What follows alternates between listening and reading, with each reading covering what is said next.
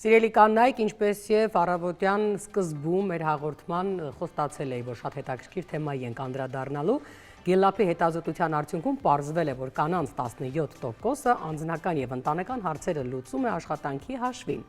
Կանանց տոներին այս հետաքրքիր բացահայտման հետքերով կանանց անձնական եւ գործնական կյանքում բալանսի եւ ոչ միայն կանանց, այլև բիզնեսի հաջողակ ռազմավարության ժամանակի եւ էներգիայի կառավարման հետ կապված մի շարք հարցեր կքննարկենք մեր հյուրի հետ, վստահ եմ, որ շատ հետաքրքիր զրույց ենք ունենալու։ Այո, իհարկե, սիրով ներկայացնեմ բիզնես փորձագետ, բիզնես խորհրդատվական ընկերության հիմնադիր, տրեյներ Հայկ Մանասյանն է մեր հյուրը։ Բարև ձեզ։ Բարի լույս, շնորհակալ ենք, որ մեր հյուրն եք։ Ես իհարկե որպես կին ու վստահ եմ նաև շատ կանայք այսօր այդ տեսակ հարցերի պատասխաններ ուզում են լսել, իրենց թվում է, որ կան սենց հստակ կանոններ, որոնք պահելու դեպքում կարող են շատ հարցեր ճիշտ եւ գրագետ լուծում ստանալ։ Իրականում եկեք մի քիչ մանրամասնենք, ինչ է նշանակում ճիշտ կառավարել, ճիշտ բալանսի բերել, էներգիան կամ էմոցիաները ինչպես բաշխել, եւ արդյոք ճշմարիտ է, որ կանայք այդ հարցը լուծում են աշխատանքի շնորհիվ կամ հաշվին։ Փաստացի դա Գելլափի հետազոտություններն էր, ենթադրում ենք, որ ճշմարտության հատիկը մեծ է, բայց ավելի հետաքրքիր հետազոտություններ էլ կան, որոնք որ փաստում են, որ տարեկան կանայք 279 ժամ ավելի քիչ են քնում, քան աշխատող տղամարդիկ, որովհետև իրենք զբաղված են երեխաների ընտանիքի հոգսերով։ Հետազոտությունները ցույց են տալիս, որ կանայք 22%-ով ավելի շատ են ծանրաբեռնում իրենց ուղեղը աշխատանքից դուրս հարակից կենցաղային հարցերով, եւ այդ բոլորը լուրջ անդրադարձան ունենում կանանց հոգեբանության, խոսքը աշխատող կանանց մասին, ովքեր աշխատանքը եւ կյանքը փորձում են բալանսավորել, եւ այդ ամենը ցույց է տալիս, որ կանանց վրա բավական մեծ ազդեցություն է ունենում աշխատանքի եւ կյանքի համադրությունը,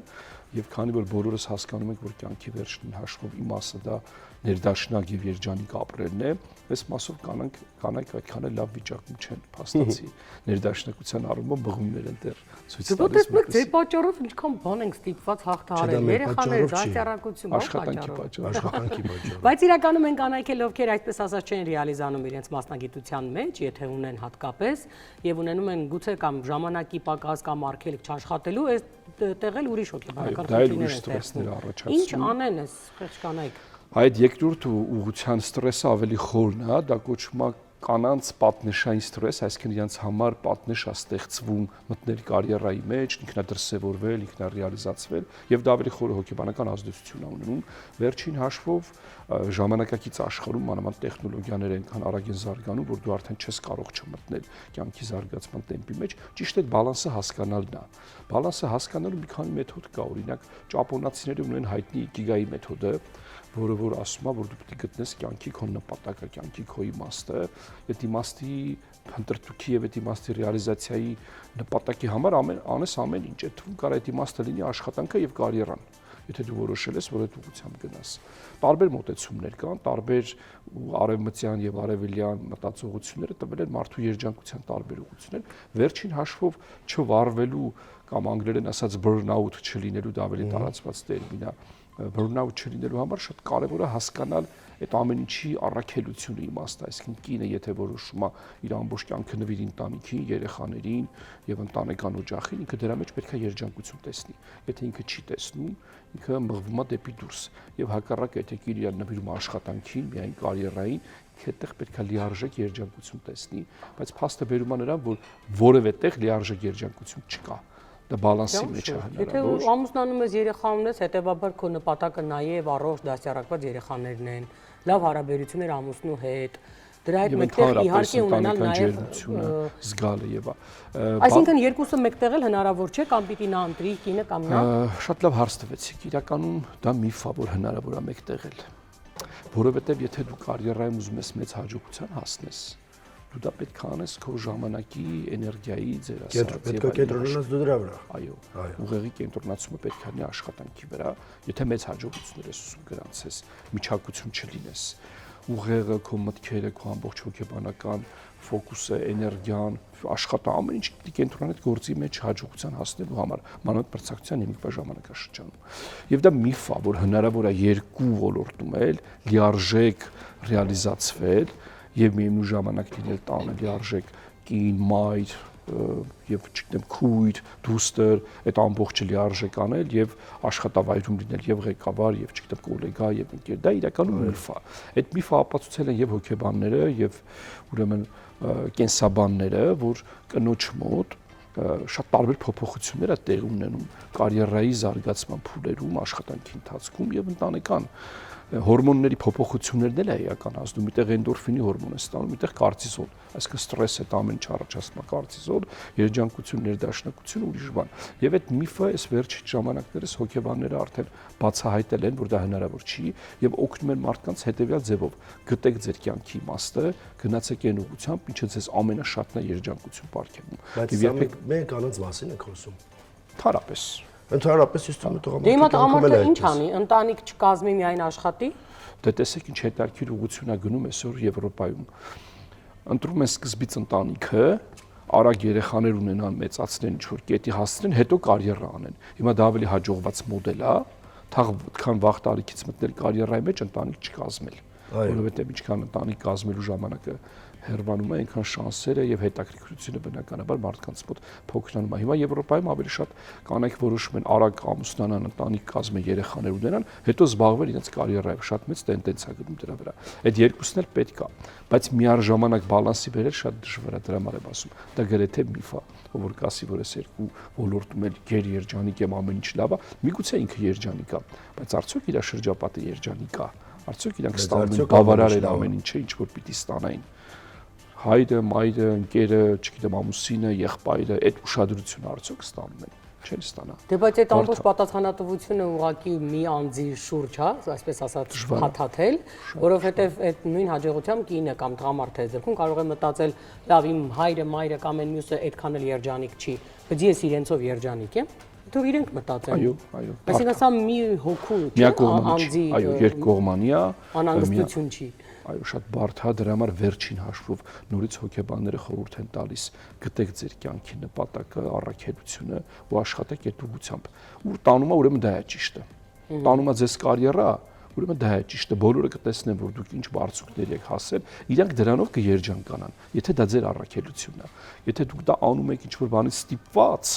ինչ-որ նյութական կարիքից ելնելով ուղղակի պիտի այդ աշխատանքն անեք, դուք արդեն երջանիկ չեք։ Ձեր շրջապատն էլ երջանիկ չի, որ դուք երջանիկ չեք։ Ստացվում արդյունքում, որ դուք մի բանի մեջ եք, որը ձերը չի։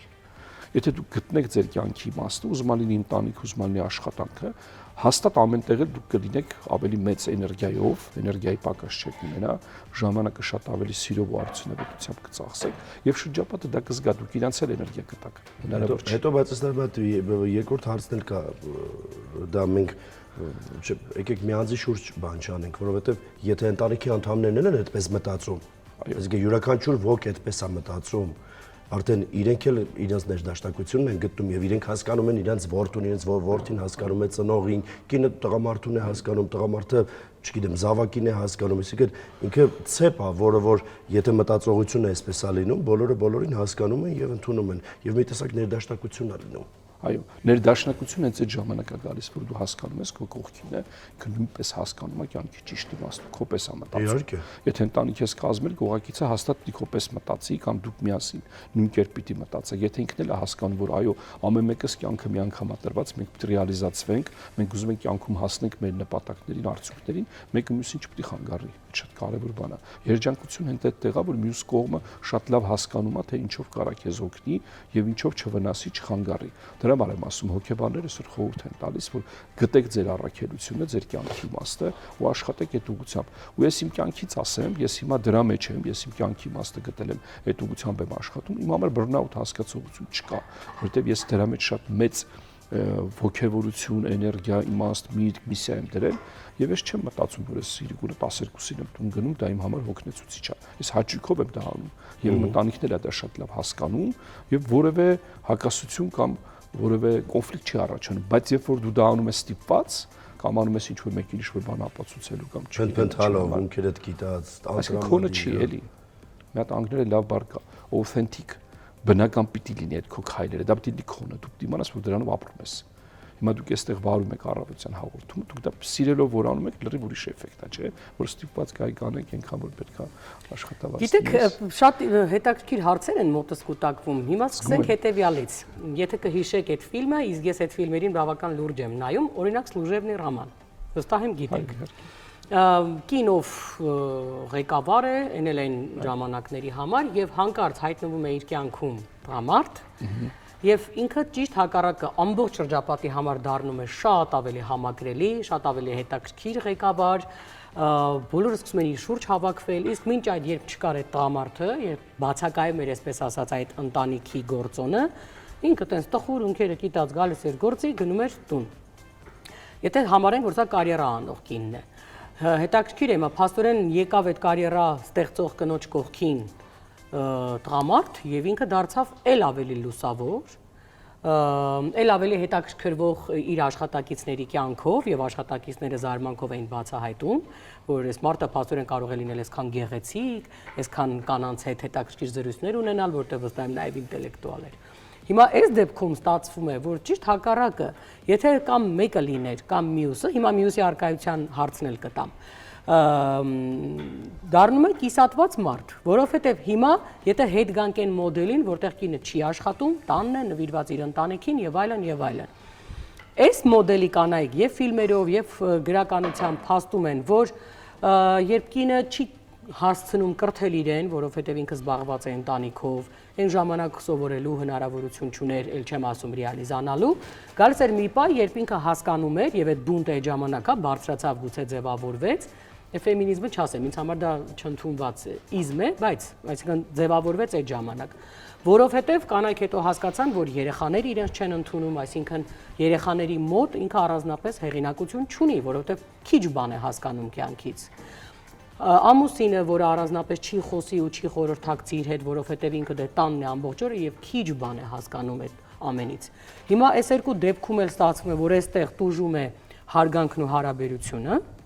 ընդունելը, հա, որ երեխան գիտի, որ այո, մայրը հաստատ այսինչ գործից հասկանում է, որ մայրը եթե հանկարծ ամուսինը չլինի, այսինքն հայրը չլինի, մայրիկը կկարողանա այդ հարցը լուծել։ Եվ մյուս դեպքում կին, որին ընդունում են, վայ ինքը բիզնես կամ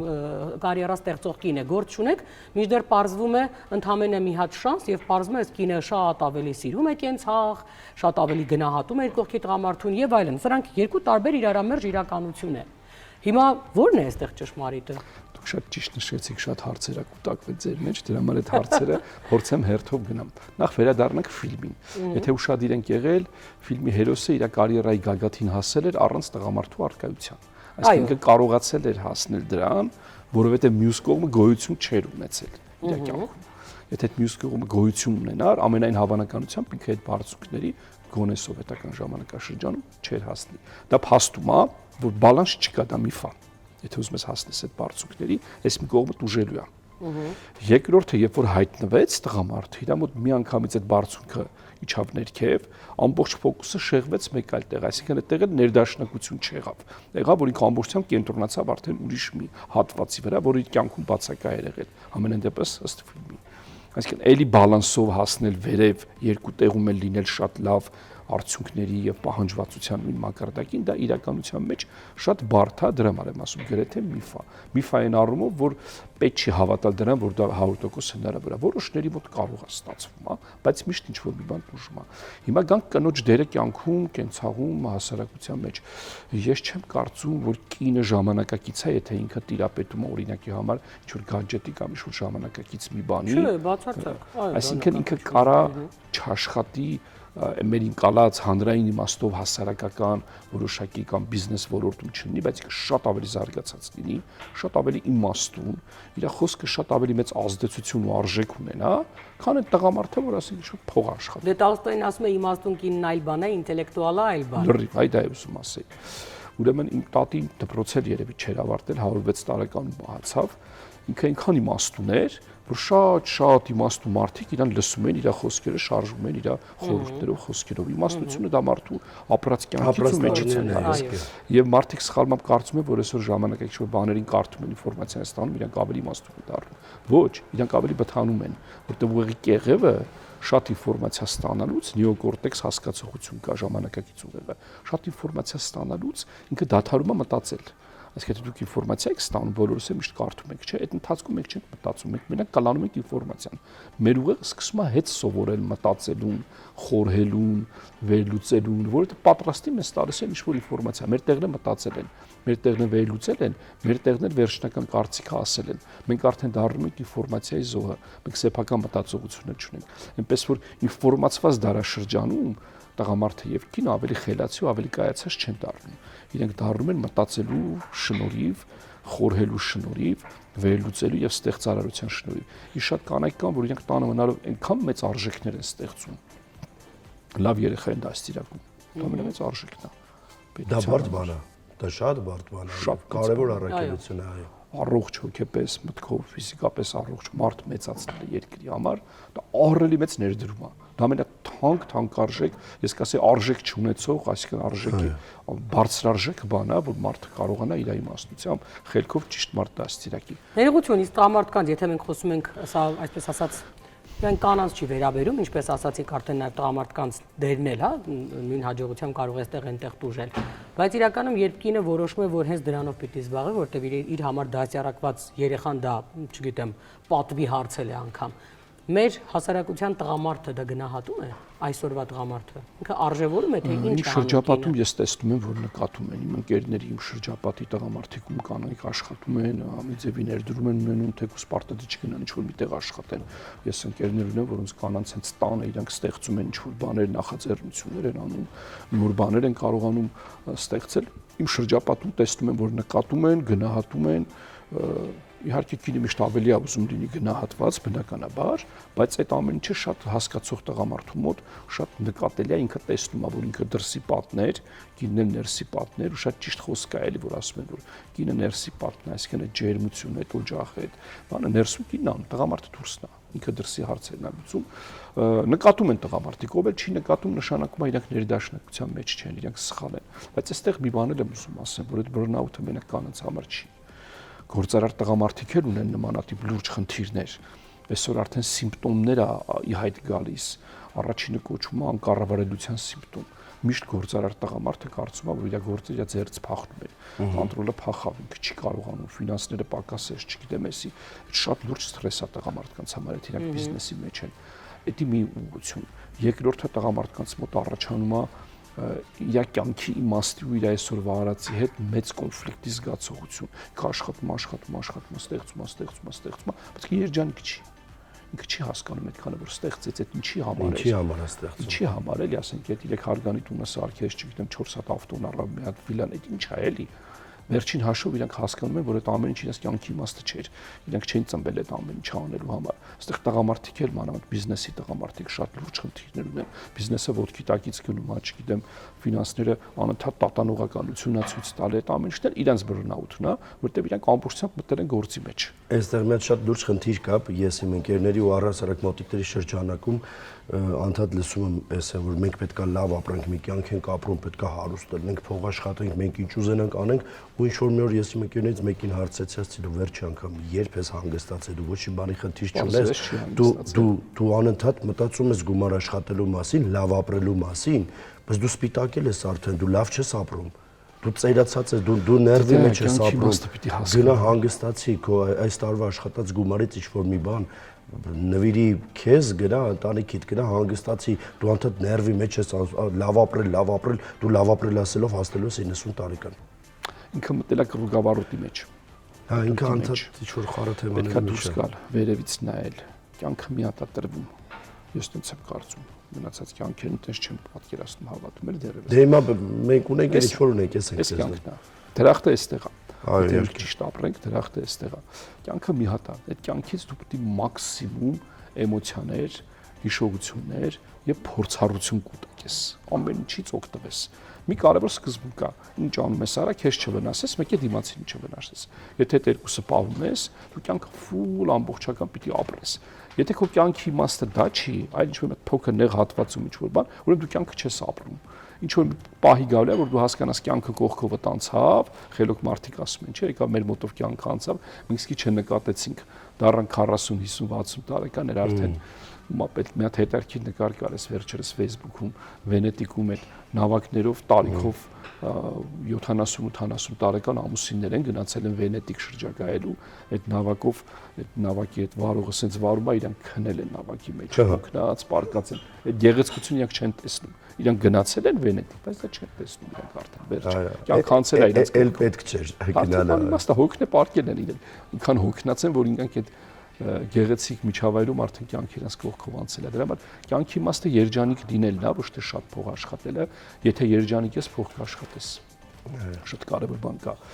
որ ասում են ով է հաջողակ մարդը եւ ով է երջանիկ մարդը, ես միշտ ասում եմ, հաջողակ մարդն է, որ ներդաշնակ է իր նպատակների հետ։ Այդ շատ կարևոր է, էլի, հաջողակը նավ չի, որ շատ փող ունի, բայց դու կարաս շատ հաջողակ լինես, եթե դու երջանիկ ես։ Դժբախտ մարդիկ հաջողակ չեն լինում։ Մեկին անգամ չեք կարա ցույց տաք։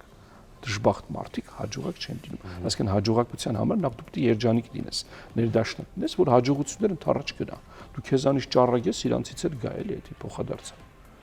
Եվ ի վերջո, քանի որ քիչ առաջ ասացիք էլի շատ լավ բան, որ մեզ պատրաստի տալիս են ինֆորմացիա, մեզ մնում է ընդհանրապես ընդունել, այս դեպքում իհարկե փիլիսոփական, հոգեբանական, ամենատարբեր վերլուծություններով գրականություններ կան, բայց ի վերջո, ինչ անի այս դեպքում մարդը, եթե գոնե թե պատրաստի ինֆորմացիա չվերցնի ինչ որ մեկի ասածից, թե ինչպես է պետք ճիշտ ապրել կամ որտեղ է երջանկությունը, որովհետև այդ հարցը դարերի վեր ինձ թվում է հնչում է։ Ինչ անել։ Ոնց կողմնորոշվել։ Ոնց գալ այդ բալանսին, ոնց հասկանալ, որ քեզ պատրաստի ինֆորմացիա չեն տվել, չեն ասել։ Այսա ճիշտ է, այսա սխալ է։ Այսպես որ ապրես, այսպես ճիշտ է, այսպես որ ապրես, այս տարիքում սխալ է։ Ինչ անել այդ դեպքում։ Շատ լավ հարց տվեցիք։ Շատ խորը հարց է, եւ տալիս եմ խորը պատասխան։ Պետք չի դրսից փնտրել այդ ինֆորմացիան, այդ ինֆորմացիան մեր բոլորի ներսում կա։ Հա, բայց մենք չենք կարողանում այս ճիշտ հարցեր տալ։ Ճանապարհներ կարամ ասեմ։ Կենտրոնացեք ձեր ներսի մեջ, ոչ թե դրսի մեջ։ Ուղղակի նստեք մի ժամ, կես ժամ, դուք խորացեք ձեր մտքերի մեջ։ Դուք ինքներդ ձեր հետ զրուցեք կամ լսեք ձեր ներքին ձայնը, ինչ ա ուզում ձեր ներսի մարդը, ինչ ապրումներ ունի, ինչ ցանկություններ ունի։ Կարողացեք խորանալ ձեր մեջ։ Այսինքն մեդիտացիա արեք այսօրվա լեզվով ասած, յոգան շատ լուրջ բան է եւ լուրջ յոգայով զբաղվողները հասկանում են ինչա մեդիտացիան, ինչա կենտրոնացումը, ինչա ֆոկուսը։ Մեր ֆոկուսը քանի մեր ներսում չի դրսում է, մենք երբեք չենք իմանա ինչա կատարվում մեր ներսում, մենք դրսից ենք ինֆորմացիա հավաքելու։ Երբ որ մենք ֆոկուսավորվում ենք մեր ներսում, մենք միանգամից կճանաչենք մեր մտքերը, մեր ապրումները, մեր էմոցիաները, ինչի մենք երեկես ինչ հարցում բարկացանք, ինչ ինձ ուրախացրեց այս մարդուն որ տեսա, ինչն ընդհանրապես ինձ առավոտյան հաճույք պատճառում կամ տխրեցնում, ինչու է այդպես, ինչ անեմ որ ավելի այս հարցերը մենք մեզ կարանք տանք, ես այդ հարցերն էլ կարամ շարադրեմ, ինչ, ինչու, ինչպես, ով, երբ, ինչու, այսինքն այդ հարցերը որ մենք մեզ տալիս ենք, բոլոր պատասխանները գտնում ենք, կարևորը հարցեր տանք։ Կարող է մենք մեզ հարցնենք էմոցիոնալ ինտելեկտի մեջ մի հետաքրքիր բան կա, ասում է, եթե դու ուզում ես էմոցիոնալ առումով լինես ինտելեկտուալ մարդ, տեսեք ինչ երկու բառերի համադրություն է, չէ՞, էմոցիա եւ ինտելեկտ։ Ասում է, եթե ուզում ես էմոցիոնալ առումով լինես ինտելեկտուալ, դու պետք է երկու հարցի պատասխանես, որոնք են քո էմոցիաների առաջացման պատճառները, որտեղ է այդ պատճառը։ Ինչը քեզ բերես նրան, որ դու նյարդայնացար, բարկացար կամ ուրախացար։ Եվ ինչից է դա առաջանում, ինչ պատճառով է դա առաջացել, ստիմուլը որն է։ Այս երկու հարցերի պատասխանը որ գտնես, դու կսկսես ներդաշնակվել, որտեղ կճանաչես ինքդ քեզ։ Պլատոնը ժամանակին ասել էր, չէ՞, ճանաչեք ինքներդ ձեզ եւ դուք կճանաչեք աշխարհը։ Դա շատ խորը խոսք է, որտեղ մարդու մեջ մեծ աշխարհ կա։ Ուղղակի մենք այդ աշխարհը թողել ենք, դուրս ենք եկել ինչ-որ դրսից ինչ-որ բաներ ենք ուզում մեր համար ձեր ասած ճիշտ սխալ, ոչ ոք մեր ճիշտն ու սխալը չի կարող մեզ ասի։ Ամեն մարդ ունի իր անկալումները, իր կյանքի, իր նպատակների, առաքելության, այդ ամեն ինչի ճիշտ ու սխալը թաքնված է մեր մեջ, կոդը դրած է, մենք ծնվել ենք, զարգացել ենք ինչ-որ նպատակով գնալու համար։ Եթե նայենք ներս, շատ բան կտեսնենք։ Նայենք դուրս, գրեթե բան չենք տեսնի մեր մասին։ Դրսում կա ուրիշների մասին, բոլորի մասին, կյանքի մասին, մեր մասինը մեր ներսում է թաքնված։ Դե դրսում մեր մասին չի կարող ինֆորմացիա լինել, որովհետև դրսում մեզ չեն էլ ճանաչում, մենք այնտեղ լավ ենք խաղում մեր կերպարը, այսպես ասած։ Պարզապես գուցե չենք կարողանում հարցեր տալ ինքներս մեզ, որովհետև վախենում ենք ճանաչել մեր ձևերին։ Այո, վախենալն էլ կա, միջև վերջ անկեղծ չենք լինում։ Սարսափելի վախեր կան։ Դրա համար էլ ասացի մենակ նստեք, որ գոնե ինքներդ ձեր հետ բան չունենաք։ Իրականում հիմա այս տեսակ իհարկե եւ գրականությունը քիչ համացանցը իհարկե շատ է ողողվում այսօր այդ տարբեր մտքերով, մեդիտացիա անելու, տարբեր ձևաչափեր են առաջարկում եւ այլն, շատ հաճախ մարդիկ ամենատարական բանը ես միշտ ասում եմ դա, հետաքրքիր է, որ մի ընկերոջ հետ զրուցելիս կարող է մի բան, որը բոլորիս պարզ է, գիտենք, ինչ որ տեն ստանդարտ ապրելու ձև է, բայց մենք մոռանում ենք, ապրելու ընթացքում մենք մոռանում ենք։ Եվ մի օր կարող է մեր ընկերը պահի տակ մի բան ասի, ու մենք հասկանանք, որ մենք դա գիտենք, ինչ չենք անում։ Այո։ Եվ օգնում է մի տեսակ էլի այդ կարողանալ